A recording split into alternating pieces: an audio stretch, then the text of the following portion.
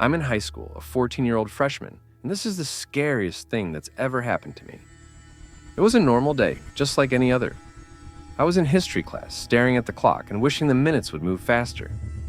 The teacher was talking about some old civilization, but I wasn't paying attention. I was bored out of my mind. I decided I needed a break. I raised my hand and asked the teacher if I could go to the bathroom. She looked at me for a second and then nodded. I grabbed the hall pass and walked out of the classroom. But I didn't go to the bathroom. I just wanted to wander around for a bit and get away from the lesson. The hallways were quiet. I liked it. There was no one around, just the hum of the lights and the sound of my footsteps. I walked past lockers and a few classrooms, feeling free. I peeked into an empty classroom and thought about how nice it would be to just sit there and do nothing. But then, everything changed. A loud, robotic voice came over the school speakers. Attention, lockdown, lockdown, lock the doors, stay away from the windows. My heart stopped. A lockdown? This couldn't be happening. I froze for a second, not sure what to do. Then the voice repeated, "If you are outside, find a safe place to hide." I panicked. I didn't know where to go. Every classroom door was already locked, and I didn't have time to run back to my class. My feet started moving on their own, and I ran to the closest bathroom. I pushed the door open, ran into a stall, and locked it. The lights in the bathroom flickered for a moment, then went out. Now I was sitting in complete darkness. I pulled my feet up onto the toilet seat and tried to be as quiet as possible. My heart was pounding so loudly that I was afraid someone might hear it. Minutes passed, maybe an hour. I lost track of time. It was so quiet that I could hear my own breathing. Then, I heard something else. A noise. The bathroom door creaked open. Someone walked in, their footsteps echoing on the tile floor. My heart raced. I held my breath, trying not to make a sound. The footsteps got closer and closer until they stopped right outside my stall. Knock, knock. I froze. My hands started shaking. "Is anyone in here?" a man's voice asked. It was low and calm, but something about it felt wrong. "I really need help. It's a lockdown. Can I hide in here?" I didn't answer. I didn't move. I didn't even breathe. Then I saw something through the small gap near the stall door. A gun. It was sticking out of his pocket. My stomach dropped. I wanted to scream, but I couldn't. My brain was screaming at me to do something, anything. But I stayed frozen. The man stood there for a moment, then moved to the next stall. I used that chance to crawl under the stalls one by one as quietly as I could. I prayed he wouldn't notice. When I reached the farthest stall, I stayed low to the ground and slipped out of the bathroom. My heart was pounding as I ran toward the nearest exit. I didn't stop until I was outside, far away from the building. Once I was safe, I saw police cars and officers near the school. I ran to them and told them about the man in the bathroom. "He's still in there," I said. The police went into the school to search for him. I stood there, shaking, and watched. After a while, they came back out and told me they didn't find anyone in the bathroom. The man was gone. For 2 days, I couldn't sleep. I kept thinking about what happened. Then I saw on the news that they caught the man at a 7-Eleven. He was carrying a note in his pocket. The note had a list of names. At the top it said, "People I want to sacrifice." My name was fourth on that list. When I heard that, I couldn't stop shaking. I couldn't understand why my name was there. What did I ever do to him? Did I know him? I thought back and realized I might have seen him before, but I didn't know his name. I couldn't think of anything I had done to make him angry. Even now, I don't know why he wanted to hurt me. But I do know one thing. I'm just glad he's in jail now. He can't hurt anyone ever again. And I hope I never have to experience anything like that again.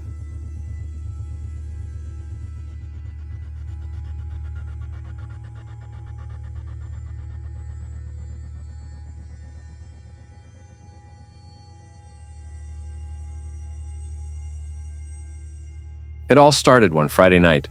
My friends had been bugging me for weeks to download Snapchat. "Come on, James," they said. "It's fun. You can use SnapMap to see where we are." I didn't really care about the app, but they wouldn't stop asking, so I finally gave in, downloaded it, and added all my friends. It was easy to use, and the SnapMap feature was kind of cool. You could see where your friends were, as long as they had their location turned on. That night, I was lying in bed, messing around with Snapchat. I noticed my friend Alex was at a park not far from my house. I thought about texting him to ask why he was there so late. But before I could, I got a message from someone I didn't know. The username was Mason24, and the message said, "Hey, I have a package for you. Can you meet me at the park?" I frowned. I didn't know anyone named Mason, and I definitely hadn't ordered anything. I replied, "I think you have the wrong person. I didn't order a package." He responded almost immediately. "No, it's for you.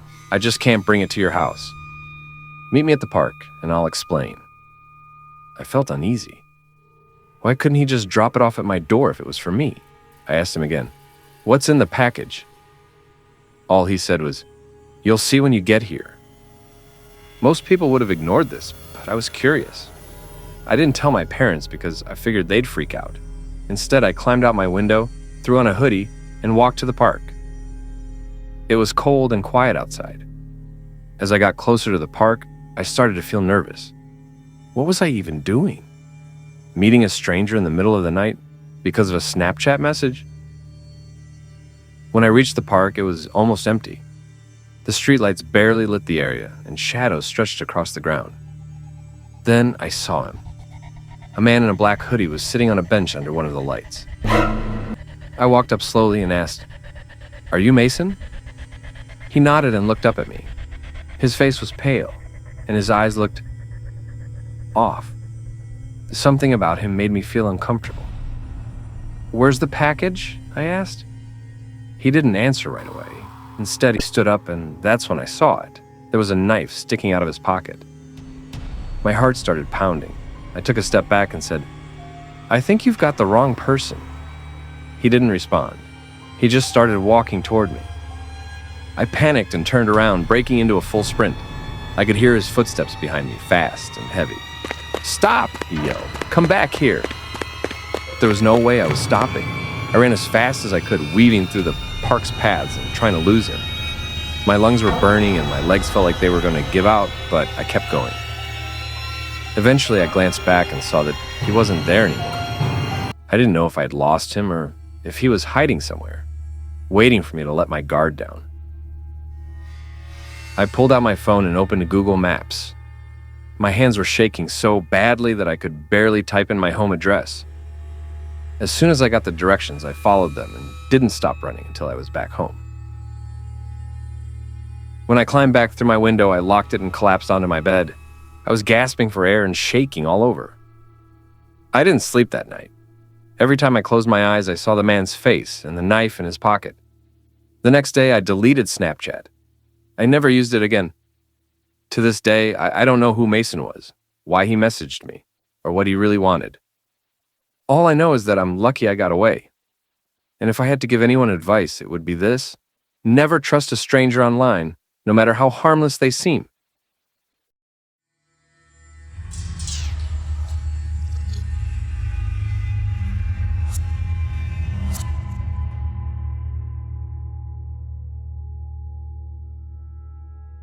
I had a flight scheduled from Los Angeles to Russia that day. It was an international flight, so I knew we'd be flying for a long time, and sleeping in the middle of the journey was inevitable. I had never been on such a long flight before, so I was a little nervous. I just wanted to get comfortable and rest, as I knew I'd need all my energy when we landed.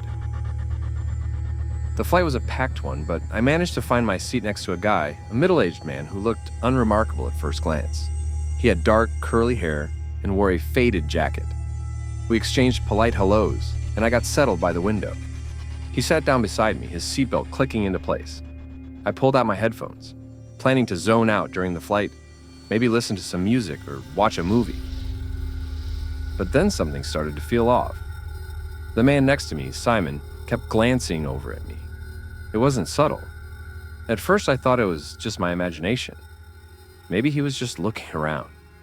But every time I glanced in his direction, his eyes would be fixed on me. It was unsettling the way he stared, like he was studying me. I couldn't take it anymore, so I turned to him. "Why are you looking at me like that?" I asked, trying to keep my voice casual, though I could feel my heart rate pick up. He seemed a bit startled by my question, but then quickly shook his head. "Oh no, I'm not looking at you. I'm just trying to look out the window. The view is nice," he said with an awkward smile, gesturing toward the small sliver of clouds outside. I didn't buy it. There was something about the way he said it that didn't sit right with me. I didn't want to make a scene, so I nodded and turned back to the window, pretending to relax. For a few minutes, I tried to ignore him. I put in my headphones and stared out the window, watching the clouds pass beneath us. But the weird feeling didn't go away. I could still sense him looking at me. His presence next to me almost suffocated. Then, as if to distract myself, I pulled out my book, hoping it would take my mind off the discomfort. But when I glanced over at him again, I saw that he was no longer just staring out the window. Instead, he was writing something in his small notebook. I couldn't help myself. I had to ask. "What are you writing?" I said, my voice more curious than accusatory. He looked up a little too quickly. "Oh, nothing, just a habit of mine," he said, but he didn't explain further. I stared at him, a little suspicious. Then he flipped to a new page in his notebook and began writing again. This time, I noticed he wrote my name. "Why are you writing my name?" I asked, feeling a wave of unease wash over me. He didn't seem startled this time. Instead, he just shrugged. "It's just something I do. I write the names of the people who sit next to me," he said casually, like it was a completely normal thing. I felt a shiver go down my spine. There was something unsettling about that, something off. But I didn't know how to respond, so I just stared at him in silence. Then something even more disturbing happened. He closed the notebook for a moment, and then, without warning, he looked at me and said, "I know your name." I froze. "How do you know my name?" I asked, my voice shaking slightly. He smiled, but it didn't reach his eyes. "Oh, I know everything. I overheard you talking with your family at the airport before the flight. You were saying your name to them, so I heard it." I tried to laugh it off, but deep down my stomach churned. The way he said it so nonchalantly was unsettling. I hadn't noticed him around when I was with my family at the airport, but maybe he had been there the whole time. Maybe he had been watching me. The thought made me feel like I was being stalked. I didn't say anything else, I just wanted to get some sleep. But as I settled into my seat, trying to forget about the strange encounter, the discomfort remained. I tried to shut my eyes, but I could still feel his presence beside me, like he was watching me even when I wasn't looking. Eventually, I drifted off, my mind too tired to keep worrying. The hum of the plane's engines was soothing, and I welcomed the escape from reality. But sometime in the middle of the night, I woke up with a start. I blinked disoriented. The cabin was dark, lit only by the soft glow of the overhead lights. I turned to my right, expecting to see Simon still sitting there, but the seat next to me was empty. At first, I thought maybe he had just gone to the restroom. I tried not to panic, telling myself that it was fine, but when I glanced down the aisle, I saw no sign of him.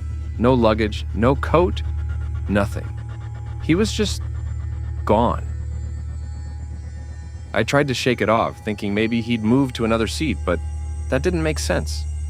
The plane was packed, and there was no way he could have just disappeared like that. Hours passed, and still there was no sign of him. I grew increasingly uneasy. I got up from my seat and went to find a flight attendant. "Excuse me," I said, my voice trembling. "The guy who was sitting next to me, his name is Simon. Do you know where he went?" The flight attendant looked at me as if I were crazy. "What do you mean, the guy who was sitting next to you?" she asked, frowning. "There's no one in that seat. Let me check."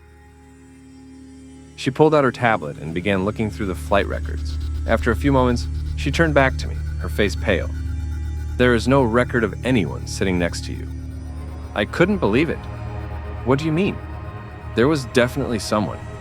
He was sitting right there." She blinked, clearly confused. "Sir, there's no one in that seat. Let me check again." I was starting to feel lightheaded. I couldn't make sense of what was happening. That's when she said something that made my blood run cold. "You do know there's a dead cargo hold on this plane, right?" she asked, her voice quiet. "We transport bodies from different countries. We do it all the time." I stared at her, unsure how to respond. "What do you mean, dead bodies?" "There's a body on board this plane," she said, nodding toward the rear. "His name is Simon." I froze. My heart began to race. What do you mean?" She pulled out her phone and showed me a photo. It was of Simon, except he wasn't alive. His body was lifeless, laid out in a morgue. My stomach twisted. I had been talking to a dead person, and I didn't even realize it. The moment I saw that picture, chills ran down my spine. I felt like I was going to pass out. I wanted to scream, to jump out of the plane, but we were already too high up in the sky. There was nowhere to run. After that, the rest of the flight was a blur. I couldn't stop thinking about Simon and what had just happened. Was it a dream, or had I really spoken to a ghost? When the plane finally landed, I stumbled off, my legs weak and shaking. I didn't know what to believe anymore. I don't know what happened that day. I don't know who Simon was. But after I learned that Simon was just a dead body in the cargo hold, I could never forget it. The thought of it still gives me goosebumps. And I don't think I'll ever get on a plane with dead cargo again.